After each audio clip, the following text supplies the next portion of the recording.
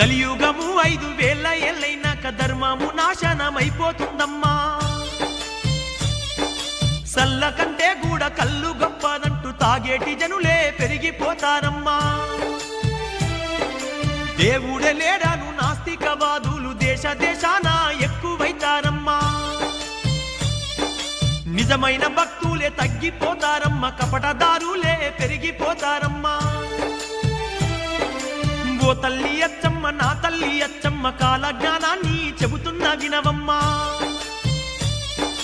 ధర్మాన్ని వీడి ధనము కోసమే అయినోళ్ళనైనోళ్ళే సంపుకుంటారమ్మా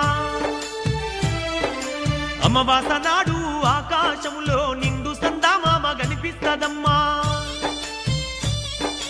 అర్ధరాత్రి సింహ చీకట్లోన మండేటి సూర్యుడు ఉదయిస్తాడమ్మా